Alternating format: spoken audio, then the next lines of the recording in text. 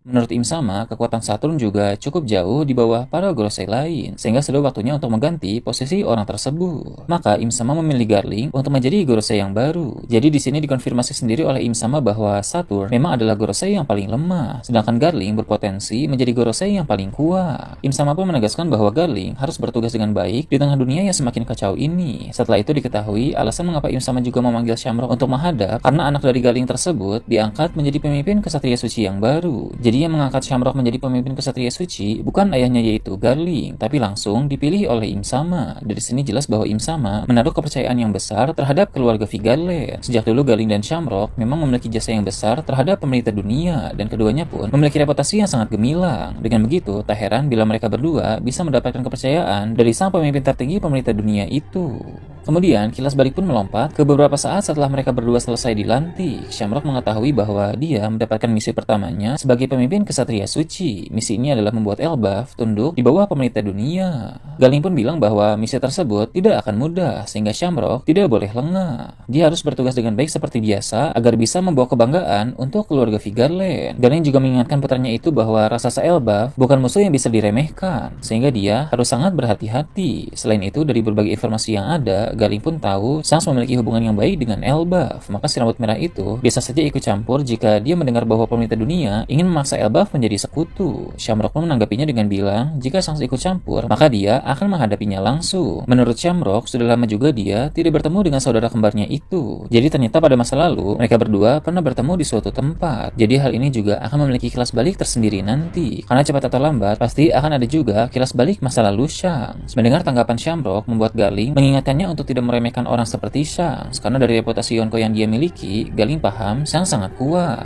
Shamrock dan Shanks memang memiliki potensi besar yang sama, karena mereka merupakan saudara kembar. Namun, Shanks dilatih langsung oleh Roger, sedangkan Shamrock dilatih oleh Garling. Di sini Garling mengakui bahwa level Roger memang di atas Garling, karena saat di Guard Valley dulu, mereka berdua pernah bentrok. Jadi, Shanks yang mendapat pelatihan langsung dari orang sekuat Roger, pasti menjadi sangat kuat. Jadi sekali lagi, Garling mengingatkan Shamrock agar tidak menganggap remeh Shanks, dan jangan itu pun berakhir, dan cerita kembali ke masa sekarang ini. Di dunia bawah Elbaf, Loki sudah sadar usai pingsan akibat serangan bertubi-tubi Gunko dalam chapter yang lalu. Si wanita kesatria suci itu pun terkejut dan kesal mengapa Loki bisa kembali sadar secepat itu. Tapi dengan tenang, Shamrock bilang artinya kekuatan si pangeran raksasa itu memang tidak main-main. Gunko pun berkata kali ini dia benar-benar harus menghabisi Loki dengan lebih kuat lagi. Namun sebelum Gunko menyerang, tiba-tiba tanah di sana langsung bergetar. Loki yang merasakan itu langsung tersenyum. Dia bilang akhirnya mereka datang juga. Dari kejauhan terlihat ada siluet-siluet para raksasa bertanduk yang sangat menyeramkan. Loki pun menjelaskan dunia bawah Elbaf memang dijadikan sebagai penjara tempat eksekusi untuk para kriminal. Namun dunia bawah sangat luas sehingga pada bagian tertentu di wilayah sana ada juga tempat tinggal orang-orang tertentu. Orang-orang tertentu yang Loki maksud adalah para raksasa pecinta pertempuran yang memiliki darah raksasa kuno. Itulah mengapa siluet-siluet para raksasa itu memiliki dua tanduk. Karena tanduk memang merupakan ciri khas pewaris darah raksasa kuno. Alasan mengapa para raksasa bertanduk itu datang ke tempat Loki karena mereka mendengar jeritan kuat dari Loki. Seperti yang kita tahu, ketika Gunko melancarkan serangan yang sangat menyakitkan, Loki memang berteriak dan teriakan itu menarik perhatian para raksasa bertanduk di sana. Melihat kemunculan dari para raksasa bertanduk itu membuat Gunko tidak jadi menyerang Loki, melainkan dia langsung bersiap untuk melawan mereka semua. Gunko memakai kemampuannya untuk menciptakan banyak tanda panah yang menghadap ke para raksasa itu. Berhubung jumlah para raksasa yang datang cukup banyak, Shamrock juga berdiri dan mencabut pedangnya. Namun Shamrock terlihat begitu tenang, menandakan dia sangat percaya diri dengan kemampuan yang dia miliki. Gunko berkata dia sendiri saja bisa menghadapi para musuh itu. Shamrock pun berkata tentu saja Gunko bisa, tapi untuk menghemat waktu sekaligus menggerakkan tubuh, dia juga akan ikut bertaruh.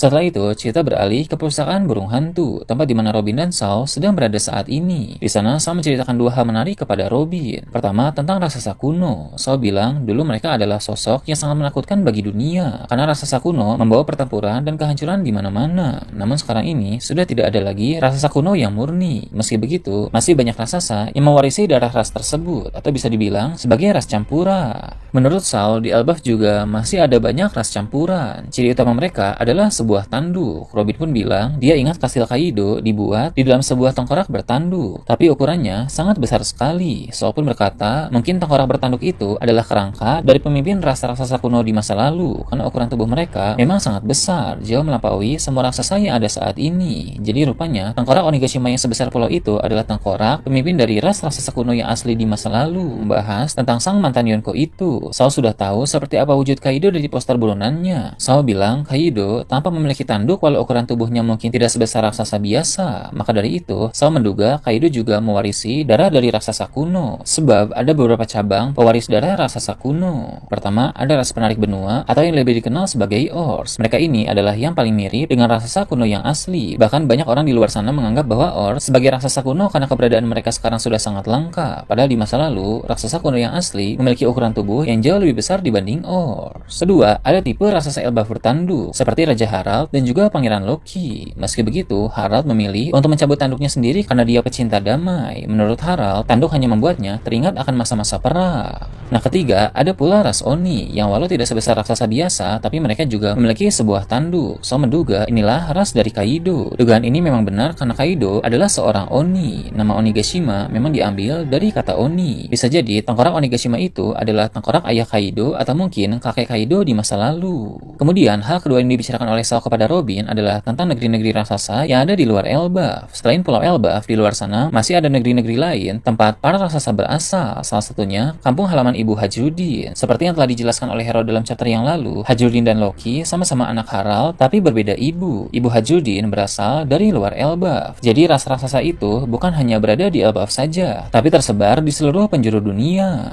Berpindah ke tempat lain yang jauh dari sana, diperlihatkan Pulau Sabaudi. Rayleigh sedang melapisi sebuah kapal kecil dengan gelembung untuk dia pakai ke dunia baru. Salah seorang warga yang melihat itu pun bertanya mau dipakai kemana kapal tersebut, dan Rayleigh menjawab dia akan pergi ke tempat sahabat lamanya. Setelah itu cerita beralih ke Elbaf dan memperlihatkan Skopper Gaban yang sedang ada di sana. Jadi teman lama yang dimaksud oleh Rayleigh adalah Skopper Gaban. Dengan kata lain, Rayleigh akan segera pergi ke Elbaf dan bertemu kembali dengan Gaban karena suatu tujuan tertentu.